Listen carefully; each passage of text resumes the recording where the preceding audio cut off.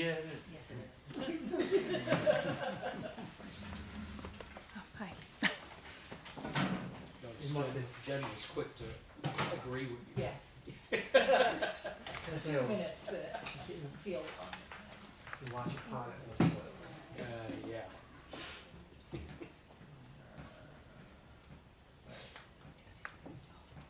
Okay, now we got something to see. We'll call this meeting of the Monday, March 24th, Jamestown City Council work session to order. Will the clerk please call the roll? Councilmember Sheldon? Here. Brackman? Here. Evanidi? Reynolds? Present. Faulkner? Bonfiglio? Here. Diversa? Here. Russell? Here. And President Hills. Here, thank you. This time we give opportunities for the public to speak. Is there anyone here from the public that would like to address the council? If so, name and address, 5 minutes.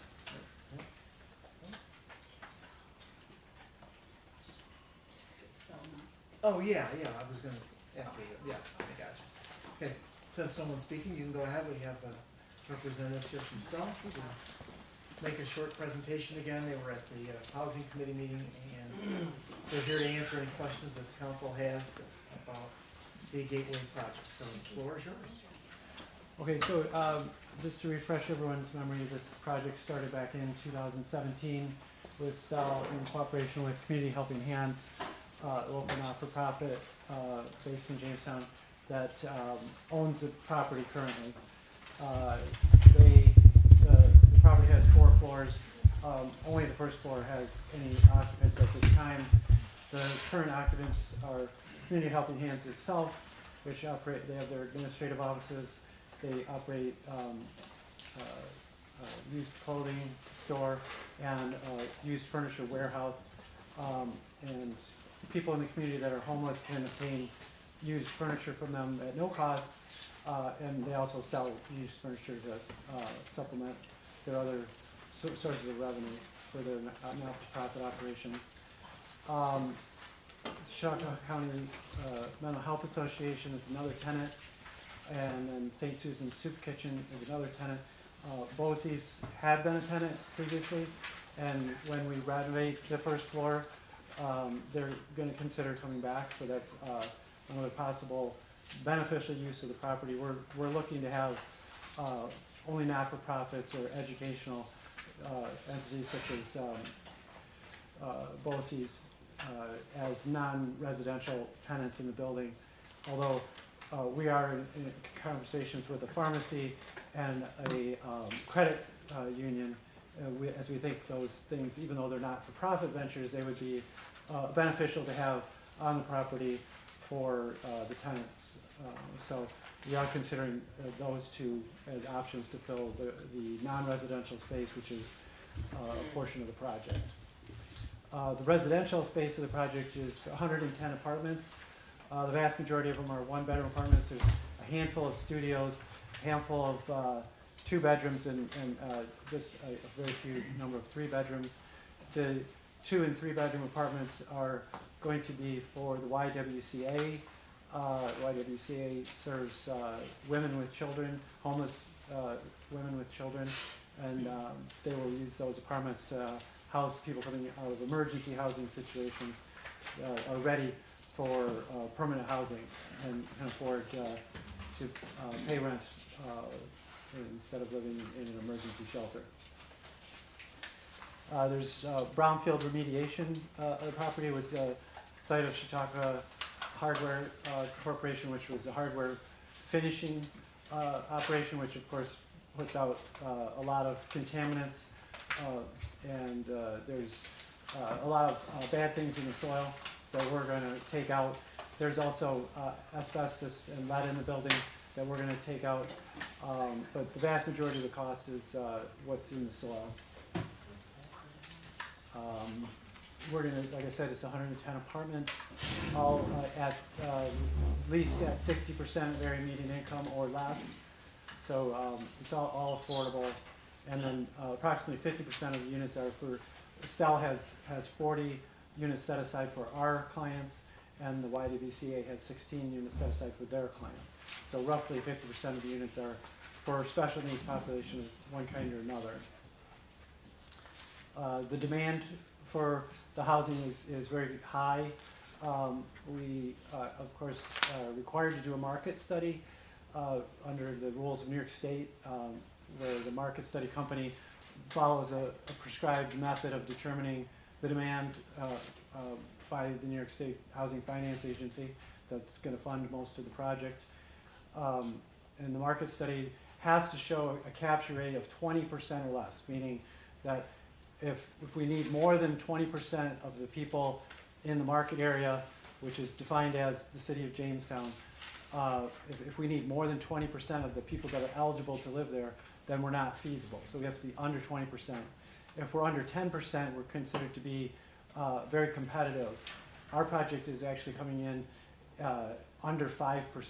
So our capture rate is less than 5%, which means that probably virtually every tenant living there will come from the city of Jamestown. Although there are no restrictions as to where people can come from, but the demand is so high in the city that it's very unlikely that we would have anybody come from outside the city, or any significant number of people anyways. Anything else, anything else that I should address? It's up to you. I just open it up to questions that the council members. Could I ask you, now, the cost of the tenants, is that a sliding scale for income? It is for the 56 units that are for people with special needs. They can pay no more than 30% of their income. We can't charge them any more than 30% of their income for rent.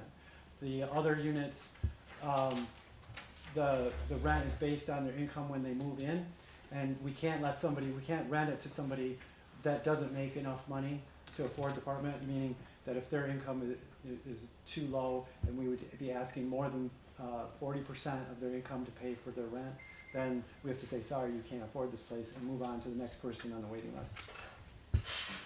So how do you put homeless people in there if they don't have a job and no income? The way that happens is we bring them in. It happens a lot, where we rent to somebody, and at their initial form shows 0 income, and they're 100% subsidized at that point. But then we can project that in month 2, their caseworker will hook them up with, DSS or employment or something, and by month 2 or 3, they're going to have income. But up until they obtain income, then they're 100% subsidized. And is there a time limit on how long someone can live there? I mean, could someone live there 20 years or? Yes, we have buildings that are 20 years old where, yes, there's some people that moved in that are still there.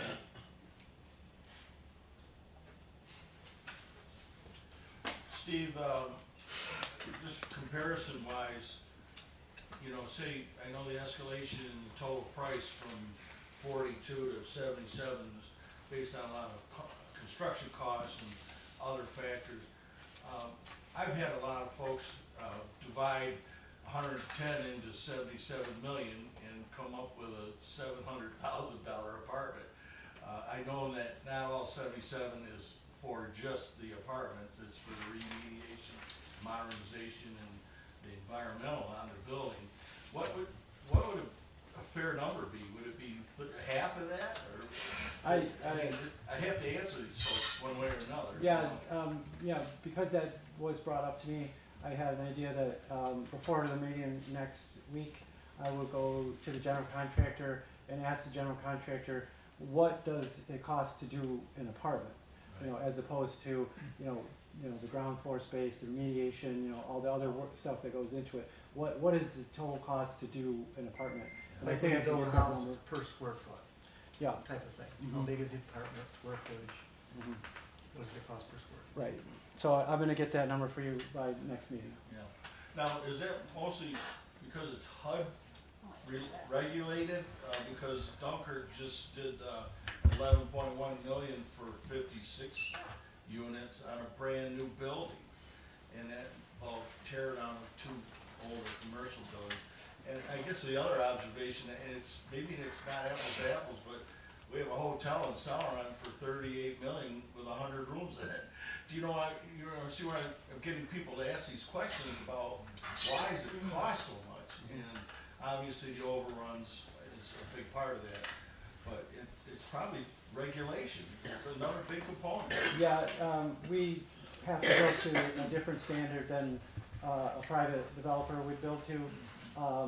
Our apartments are 30% more efficient than the code requires, and which is very difficult to obtain in a historic building where we're required to satisfy the National Park Service because it's listed on the National Register of Historic Places.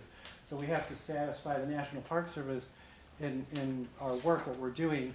And I'll just give you a couple examples. One, the windows are, I think, I can't remember, is it 16-foot high windows, Tom, do you remember? I believe so, Yeah, so they're 16 feet high and 4 feet wide. That's a huge window. And the entire building is just covered in windows because back when it was built, natural light was very important to operating inside of the building. And so now we have these massive windows, which is really difficult to get windows that are energy efficient, very expensive to get windows that are energy efficient. Glass just isn't a good insulator. So we're required by the National Park Service to maintain these giant windows and required by the finance agency to make these windows 30% more efficient than any other windows.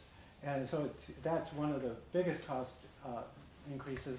Another one is the type of insulation that we can use on the exterior walls. It has to be foam insulation. It can't be like studs with batt insulation put in there because then it's going to ruin the historic character of the building. So they're now letting us put spray foam insulation on, which is very expensive. That's a new development actually. In 2020, our cost did not include spray foam insulation because they weren't even permitting it at that point. They were making us leave the walls bare. But now they're permitting it, which increases our cost. I have several questions. I'll kind of go down through my list. Some of these are not my questions. These are questions that came from phone calls I've received, text messages I've received, emails, so I'm just jotting them down. I'm going to go through some of them. Someone asked me today via a voicemail if there is a vetting process that you go through for individuals, and if so, what is it? So for the special needs units, yes, they come through what's called a single point of entry, and they're evaluated for safety as a risk to themselves or others, as to whether or not they're ready to live independently in an independent setting, which is considered to be an independent setting, even though we have caseworkers that meet with them and whatnot. The non-special needs apartments, no, that's prohibited by law. We cannot, no landlord can do like a really detailed investigation of a tenant anymore. New York State forbids that. Like I said, some of these are not my questions, but I promised the people that I would ask the questions. So the next question is, can persons from out of state apply to come here and live? Yes. So non-New York State residents can come here. They can apply. They can be put on waiting lists, yes. The other question that was asked is, what is the process to remove someone if, say, they are consistently damaging things or breaking the rules, or maybe moving people in, moving their boyfriend and girlfriend in from Buffalo, and then you find out about it. Maybe if someone's selling drugs out of one of the apartments, you find out about it. Is there an eviction process, or what does that process look like? So for the special needs units, we have caseworker assigned to each person, and the caseworker would be the first person to do an intervention and try and solve the problem without having to go to court. If that's not possible, then the second scenario plays out, which would apply to all of the units, and that is that STEL would begin proceedings in court to evict the people. All right, the next question I have is, there security or staff on premise 24 hours a day? Yes. Both staff, or you have your own security, or? We do have enough money in the budget for 24/7 security. In addition to that, we are going to have overnight caseworker staff as well. Okay, excellent. This question came from myself. The original plan back in 2020, and I'm referring to an article that Julie is familiar with on June 30th, 2020.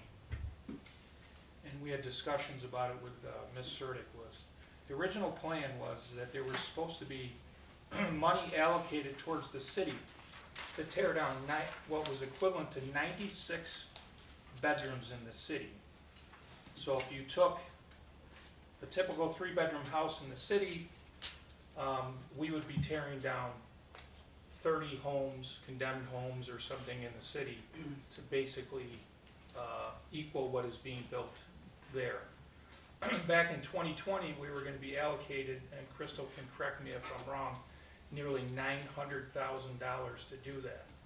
Today's numbers, 350,000. how much? 350. In 2020 we were? Mhm. Okay. Yeah, that was, Stell's contribution is 350,000. So how were we gonna rip down 96 bedrooms back in 2020? That was an With- estimate that we came up with depending on size of the property, number of units, number of bedrooms, so if it's multi-unit with multiple bedrooms, you get to 96 pretty quickly.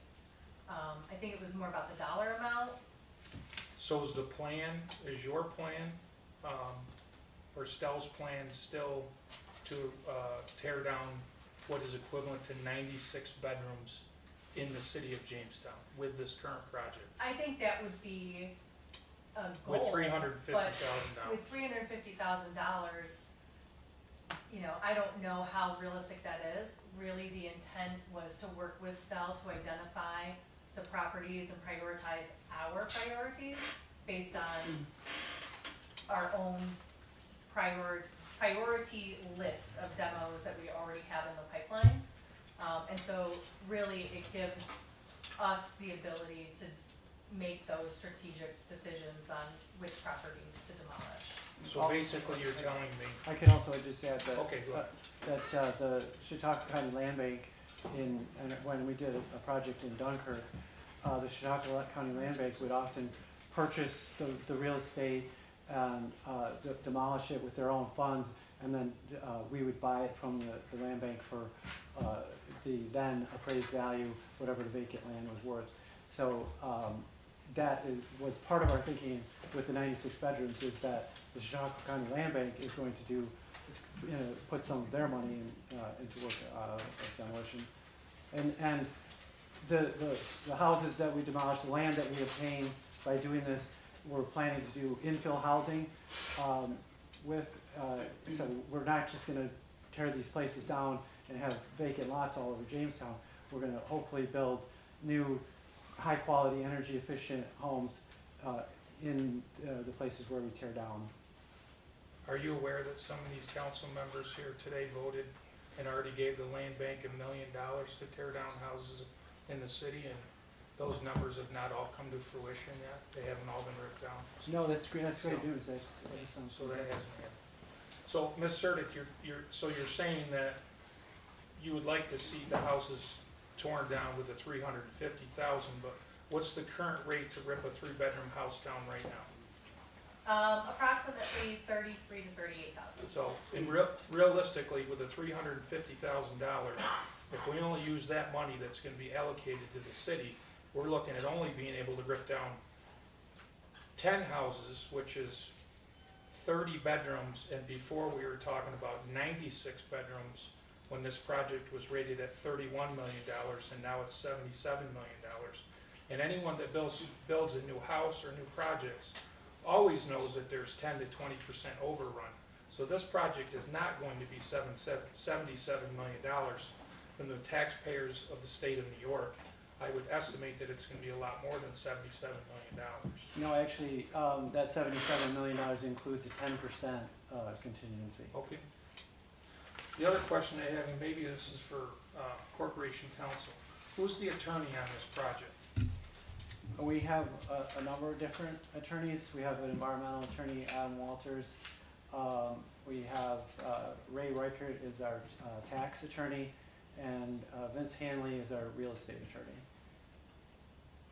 Are you guys still gonna use Bond, Shonick, and King? Vince Herring is from Bonchenic and King. Ray Reichert used to be from Bonchenic and King. Mr. Armando, who's the attorneys that the city uses for, certain matters with the city? So we no longer use Bond, Shonick and Kim. Have we used Bond, Shonick, and King in the past for anything? Yes. Do you feel from your standpoint as a lawyer that there's a conflict of interest, that we're engaging in this project with a law firm that we used to use, and now they're representing someone that we're negotiating with? Do you feel that that's a conflict of interest in your professional opinion? Not at this time, due to the fact over the last couple of years, we have used Squire Patton Boggs for bond work out of New York City, and Hodgson and Russ for outside council work out of Buffalo. So even though we've used Bond, Shonick, and King before, you don't feel that there's any conflict of interest? Not at this time. During the Tracy administration, Bond, Shonick and King was outside counsel for the city. Okay, and that's all I have. switched. Is there any other questions from council members? Yeah, may as well bring up the 640,000, that's gonna be part of this discussion next week, I believe, for, Crystal putting all that from different, fund sources and creating that pile of money. Would you like me to clarify? We haven't been able to come up with any other uses that that money could be spent on, as we mentioned last week, that some of that money might be used in a program that will help residents out throughout the whole city, rather than just the low-income, residents. So it's HUD funding, Yeah, and HUD funding always has to be utilized for low to moderate income persons. okay. So that is a mandatory requirement by HUD. The funding is not from different funding sources, but it's all from our home funds. Right, And we have a number of years where we have little bits of funding from each year that add up to that $640,000. yeah, And again, the $640,000 is being proposed to be specifically used for site work, and it will be used in coordination with an existing project that we have going on at the site, with the Minnowbrook project that I think everyone's familiar with. yeah. So, this project aside, and the actual renovations of the building and the housing component, the site work needs to happen, as Mr. Ald said. The site itself is contaminated, we know that, Right, and a great deal of funding is being allocated to do a lot of that site work and that remediation. So we felt that it was important to be, one, to spend the funding, but two, to support the site preparation portion of the project. As I talked to Mark Reitzer last meeting, he didn't think that the Minnow Creek movement of the aquifer, or the aqueduct, or the drainage system would qualify, even though it's on a HUD project. Sorry, qualify for what? For the some of the 640. No, so I'm not suggesting that we use this in that particular scope. You already have funding for that scope of work. This would add to that project, and it would do additional site remediation. It's just a sort of a good opportunity to cooperate with the city, where the city's already gonna be spending money, whether we do or not. They're gonna be spending money on the culvert, the drainage system, and if we were given this $640,000 at the same time, then we could, do work at the same time rather than, afterwards. One of the things that got brought up, sir, myself and Mr. Reynolds being retired police officer, is the increased possible call volume to the building. Are there any kind of ramifications if the police are consistently called to say the same apartment building over and over and over and over again to be dealing with issues? If the police or the city contact you about a habitual problem, how do you handle it? We move to evict them pretty quickly, because, you know, when that kind of thing happens, it's disturbing the tenants in the building that are not, you know, problematic, and you don't wanna lose those tenants because of a problematic tenant. So we are very aggressive with our evictions. But I hope you understand where, you know, Ms. Reynolds brought up the $640,000. You know, I have to go back and tell my elderly neighbors, one who just lost her husband a year and a half ago, and is now living on $25,000. Fits these parameters, right? She has to pay her taxes on her house. She wants to stay in her home. She doesn't want to leave. And I have to go explain to her that we're going to take $640,000 and we're going to put it into your project. Maybe she needs new windows in her house where I can put some of this $640,000 in. Maybe she needs a new HVAC system. She needs her house painted. Half of it's been painted, half of it hasn't. What am I supposed to tell her? Why I'm gonna give you $640,000 and I shouldn't put it into the community? There are programs that do moderate rehab of existing houses owned by low-income people. I've seen them in other jurisdictions where they'll pay up to like $5,000 for some kind of repairs that a low-income person may need in a home that they own. But Stell's business is primarily serving people with special needs. We don't do moderate repair. Code Incorporated here in Jamestown, like 30 years ago, I worked for Code, and they did run a moderate repair program. I don't know if any not-for-profits are serving Jamestown at this time, but yes, that would be an eligible use of HUD funding, would be to fund moderate repairs of low-income housing, low-income people that own their own housing. You mentioned that you've done some, Our home funds would be used more for extensive rehabilitation, for owner-occupied rehabilitation. We do have smaller grants through our CDBG line that could help with window replacement. We also have weatherization programs here with Code and CRIC, COI. Some of their programs do serve all of Chautauqua County, but a lot of their programs do utilize Jamestown as their home base. So there are still existing programs for individuals like your neighbor. There's also the Access to Home grant that is funded through our Medicaid dollars here in New York State. CRIC and Code both have Access to Home grants. So there is some funding available, but the home dollars that we're looking to reallocate would not be an eligible funding source for that particular type of project. you couldn't use any of that money for any low-income persons in the city. They would have to apply for it. Sure. We do have a very extensive waiting list. We have a backlog currently that Jan Potter, our rehab code enforcement officer, is working on. It's going to take her quite a bit of time to get through that, and it's very likely that we won't get through that backlog before we even get our next allocation. So we're not currently accepting applications for homeowner occupied rehabilitation. Come October, we'll be getting some more funds, hopefully. So at that point, if the application can open back up, then she would be eligible to apply. Some of the programs that you just mentioned though are through the county, correct? So that's a lot more competitive dollars, would that be correct? Code is focusing here in Jamestown. It is competitive, yes, just the same as ours would be. You mentioned a few minutes ago that you've done projects up in Dunkirk. Is that what you said?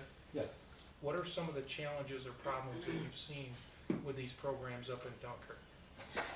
Well, our most recent project in Dunkirk was infill housing, as I described. And we started out with a plan to purchase homes in Jamestown that were in disrepair and bring them up to standards and rehab the existing homes. And pretty quickly into that project, we realized that it was way more expensive to rehabilitate a home that was in questionable condition than to just tear it down and build new. And so going forward, that's the lesson we learned in Jamestown is don't plan on doing rehab of existing. It's just not possible to get it up to the standards that New York State requires for a reasonable amount of money. So you're stating that that's some of the problems that you realized in Dunkirk? Yes, and so we won't repeat that mistake here in Jamestown. We'll only buy homes to demo. We won't buy them and plan on rehabilitating them. Okay. That's music to my ears. We need to tear a lot more down than 30. And I don't know what's on that list, Crystal. I think you were up over 100 at one point in time. Yep, and we've gotten through quite a few, and I think as we previously discussed with the funding, the American Rescue Plan funding that this council allocated to the land bank, they were able to pursue and secure additional funding to match through homes and community renewal through the state, and so they're continuing to work on that. There's quite a few on their list. I believe that we are through about 20, or at least in progress. There's a handful that we just received bids on. They've gotten through, you know, the asbestos and the testing and all of that, and now the demolition portion. So there's a handful more that will be coming down very soon, and then we have a whole bunch more that are on the list that they're continuing to work through. So. And when we're ready to begin our infill housing project, we will be in contact with the Chicago County Land Bank. You know, certainly they'll have new money at that time, and we will cooperate with them like we did in Jamestown or Dunkirk, where they would purchase the property, demo it, and then sell at a steep discount so that we could afford to build a new house there. Perfect. Did you build houses up there? Yes, yes. You have? Yeah, we built single-family homes up to, I think the largest we did was a 5-unit, like row house kind of style, where it was 2 stories, but five front doors in a row. You said that was the original project that you stated was a mistake, is that correct? Yes, right. We originally were going to do only very few new builds and mostly rehabs, and we ended up switching to only new builds. I think we ended up with 1 rehab out of that project. So if it was a mistake in Dunkirk, why would you come down here and build houses on these empty lots we're gonna tear down? That's not the mistake part. The mistake part was, Oh, it's the rehab. Oh, okay, all right. and that's what we're not gonna do that. My mistake, sorry about that. Okay. And just so the council knows, I did provide, I didn't print out full copies. I can certainly send it through email, but I wanted to limit the number of trees that I killed. So there are some copies of back when this project was originally approved by the planning commission and the zoning variances were approved. We did a lot of diligence through the planning commission, and I think some members of council, I believe Councilman Karuba at the time, actually went to Buffalo and visited, you'll see it's floating around, I asked to have it passed around, a very similar project in Buffalo with the Evergreen Loft, so it was also a brownfield remediation project. I don't believe it was the same size, it was close though. Stell is a partner, same design team, I believe, as you know, with SWBR, and we interviewed individuals who work in the facility, and so that's floating around for you. And we also sent Larry Scalise, our building and zoning inspector, to inspect another Stell-owned project in Syracuse. Not exactly the same, but similar size. And that memo that he put together, as well as some photos from that project, are making its way around the table as well. Again, I can send those to you all in an email if that is helpful. But wanted to just let you all know that we did a lot of diligence when this project first came to planning commission. And I was on the planning commission at that time, and just looking at what you had handed out here as well. there was a huge concern for safety. A concern about the busing of the kids to school. Even the fact that this is more or less like in a food desert, area. I Yeah. mean, has anything changed on it? I mean, one of the big concerns was like safety, just, the people that would be living there, you know, you may have single mothers with children. Their safety wasn't a concern. Yeah, so we addressed that, and I'm sure Steve remembers, it was tedious, and there were, I think, several roll up our sleeve kind of work sessions, and we were very concerned about the school busing, and, you know, to their credit, they went back and they redid the site plan to accommodate better traffic circulation and to account for the busing and safe picking up of the kids that would be living in the building. My understanding is, and I assume this is still the case, there's also a key fob system that will ensure that their tenants have access to the spaces that they should have access to, but there won't be people able to go in and out just freely in the residential areas. Is that That's right, yeah. still correct? And then, as Steve mentioned, I knew about the 24-hour staff. I am pleasantly surprised to hear that there will be 24-hour security as well. So I think that addresses that. As far as the food desert part of it goes, we acknowledge that. We did talk with them back when this originally was brought to us about the possibility of partnering with the public market.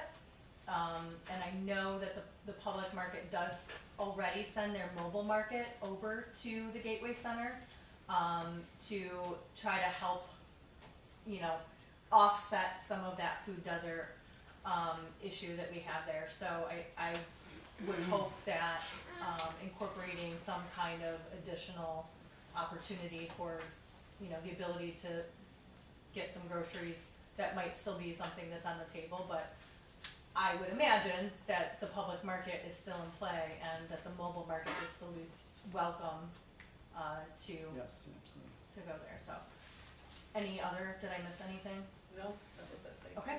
We also have our nuisance ordinance, that was passed last year, so to address the issue of multiple police calls or a single unit having a lot of issues, any eviction process still applies, and the nuisance ordinance can also assist in speeding up that eviction process and shutting that unit down to alleviate any safety concerns that the building has.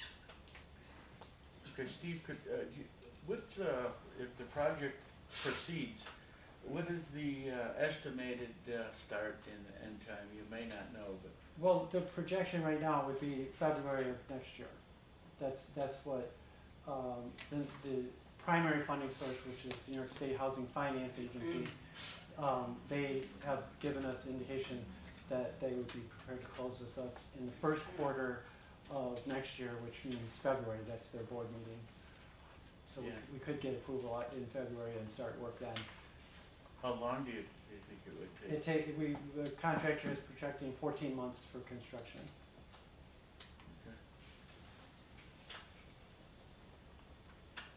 I have one last on the 640, Crystal. I, you know, was in that 120-some page document where you've got all the pieces of the different line items from home. 2 or 3 of them had been designated for administrative type costs. I mean, are those specific uses washed away and just the 640 in total goes to the project? Yes. So Yep, that's there's- the proposal, is that the 640 would go into And the site no work. strings as far as where you got those home, No. those segments from? Nope. Thank you.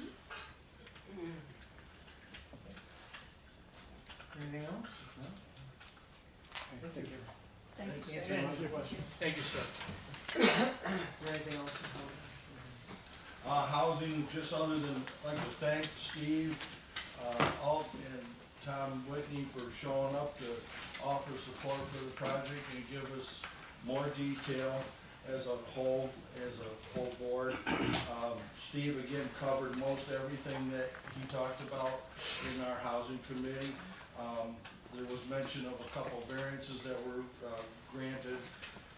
The pilot program for the taxes over a 15-year period will be worked out once the assessed values and evaluations are all done.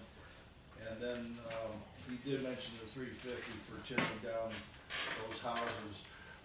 Deputy Director Casey gave us a handout detailing the minimum HUD requirements for income inclusion, I guess. So other than that, it was pretty much a repeat, a little more detail that he just gave us, but not a lot of questions at the housing session. Thank you. And they will be back next week, for the public hearing. Oh, good. Brett, Finance? Thank you, Mr. President. Excuse me, we had two resolutions today. The first is authorizing the mayor directed to enter into an agreement with the county of Chautauqua for stop DWI services beginning January 1st, 2025, ending December 31st, 2025, subject to approval of the Corporation Council. That was approved. The second resolution was that the domestic violence officer and the domestic violence advocate were authorized to attend the New York State Division of Criminal Justice Services STRIVE orientation to be held starting today through March 27th at the Empire State Plaza Convention Center in Albany, New York. The expenses paid by the New York State Division of Criminal Justice Services. That was approved. The comptroller noted that she is working on rolling over the bond anticipation note that we approved last year. She said that the rollover does not require the approval by city council. Approximately $1 million was not spent on the bond anticipation note. And she also noted that city taxes are being paid, but we're currently approximately $2.1 million short, so we're not paid that much. We anticipate to be paying extra fees because they're late. That was all we have in plan. Any questions on phones? Public safety? Thank you, Mr. President. First resolution also appeared on the finance agenda. That was for, the mayor is hereby authorized, directed to enter an agreement with Chautauqua County Stop DWI Services beginning January 1st, 2025, ending December 31st, 2025. Subject to approval of Corporation Council as to form and that passed. The second one also on the finance agenda was for the domestic violence officer and domestic violence advocate be authorized to attend New York State Division of Criminal Justice Services STRIVE orientation to be held at the Empire State Plaza Convention Center in Albany, New York, March 24th to March 27th, with expenses paid by the New York State Division of Criminal Justice Services, and that passed. And then we had a couple informational reports. The first one was for Vietnam Veterans Memorial Rock Dedication to be held on May 31st, 2025 at Veterans Memorial Park from 8 a.m. until 12 p.m., including setup and tear down. Mr. Reynolds pointed out that the Parks Department is going to be there doing a lot of work, roughly $600, you said, donation. Well, charging for their time. Right.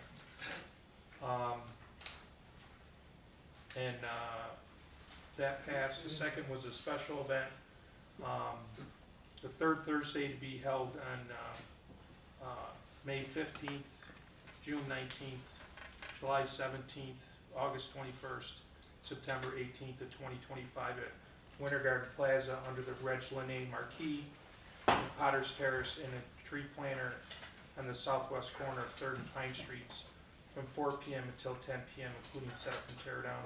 This is an annual event. The only thing that's changed on this is Mr. Bessie came and presented to us, stated that there's going to be music at a few different locations, and there's going to be some vendors on sidewalks this year, which hasn't been the case in the past. So it sounds like a good event once again this year. So the other thing we spoke about, so that passed, and we also spoke about, Chief Jackson, was pleased to announce that Lieutenant Adam McKinley is being awarded, accommodation by Mothers Against Drunk Driving for, his, arrests and the work he's done, to stop DWI. And he's going, did you say it was, in Albany, Yes, Chief? And when is that he's going again? by the end of April. Okay. So he'll be going there to receive an award, which is awesome, so. And, that was about it. Thank you. There were no resolutions in public works, but Andy did one. Yes, thank you, Mr. President. We did, even though there was no resolutions, we did discuss that two of the 10-wheeler dump trucks have arrived after long awaiting, and that we ordered several years ago. They have arrived and are either near action or ready. Are they going now, Mark? Not yet, prepping? Okay, so we discussed that. And another thing that the committee talked about was, which this council has been spoke about before, is moving the alternate parking from starting on October 1st to November 1st. And Marcus did some investigating with him and his people, and there's, our committee was in favor of this to happen. And we're looking, there's two different signs. There's bigger green ones and there's small red or white ones. They can put patches on the green ones. The red and white ones are gonna need to be replaced at some point anyway, so they would do a total replacement there at a cost of $3,075. Now, Mark, if anybody have any questions for him and extra besides that? So basically, there's two different signs. There's the large green ones, which cost about over $100 to replace. We're able to buy patches to cover the two sections that have the months. Patches cost about $7 a piece. So that part of the project is about $710. The smaller red and white signs only cost $16 each to replace. So to put two patches on those would be $14. At that point, you would just replace the sign itself. So the project total would be $3,785. That doesn't include any of the labor that the traffic department would have to do in order to put the patches on and replace the signs. But if the council is generally in favor, Elliot's office agreed to put together a resolution for next month to change the city code. Yes, there has been some concern about people, that they thought that it was a month early. We do get a storm, kind of a freak storm now and then, with the temperature a little bit up, it usually can accommodate the snow removal fairly decent, so that's what a lot of people are in favor for this to happen, so we'll have to see where it plays out to be.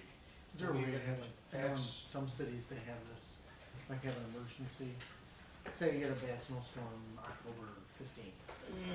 You know, I know that I think Buffalo has a, what do they call it, emergency. Contingency plan to change, you mean have everybody go on one Temporarily. side? I mean, I think the hardest part would be communicating. Yeah. Right. So Yeah. How do you let people? I don't know Yeah. how they do that, but. Yeah, Buffalo ended their winter parking early this past week. too. Did they, Yeah. yeah? An announcement. Yeah. So they're on one side now? And our end date would still stay the same as Okay. for April 1st. Do we have snow plow blades on trucks in October anyways? We hope not. We don't do that, We right? have the frames on, so we can put them on. If Right. needed, that's when we start to put the frames on. But we hope to not have that. So if we had a bunch of snow in October now, what are you doing to clear it? We would put the blades on. Okay. We put the You snow look at plows, unless well- those take about an hour or two per truck Right. to put on. you'd look at the weather report and go from there. Yeah. Should we do a straw poll to see if the council's in favor of it? I don't, do you think we should, Yeah, I think so. Councilman Sheldon was wanting to know if the council people here would be in favor or not in favor of it at this point, right? Okay. Yeah. In favor of what? Of changing it to November first, the alternate parking. Said if, you said if, we were in favor of it, they would have, corporation council draft a resolution Right. next month, so. Oh, well, I think we can do a straw I poll. vote on it here. No, but it's straw, straw Yeah. poll. No, but what he's saying, he doesn't want Elliot to spend time Yeah. drafting a resolution if it's not gonna pass. Exactly. We're not voting. Not, Tony straw got poll. nervous there for a straw poll. I guess people are giving their opinions, how does that sound? right, I would suggest go ahead with the resolution. yeah, I would suggest that. Alright. That was just, I guess I've never seen them. Okay. Well, we got that. That it for, That's it. okay. I would just bring up that one thing that we discussed, just because it's also a safety issue, that there was a resident, that lives at the YMCA that is blind, that has it, the light on Main Street and Third does not give any type of indication that it's safe for him to cross. He can't see, so usually like they give you a beeping, the crosswalk Warning, sign, yeah, yeah, warning. to let you know that it's safe to cross the street, and there's nothing there at Third and Main, so I gave that to Mark as well to look and just to make sure that people can safely cross that street and get those warning indications, especially when they can't see. That's all I have. Okay. All right, sure, you're up. I really have nothing Third and for Washington has that, open yeah. session, however, I do have 3 items for, executive session. All 3 involve ongoing litigation, and all 3 require no action.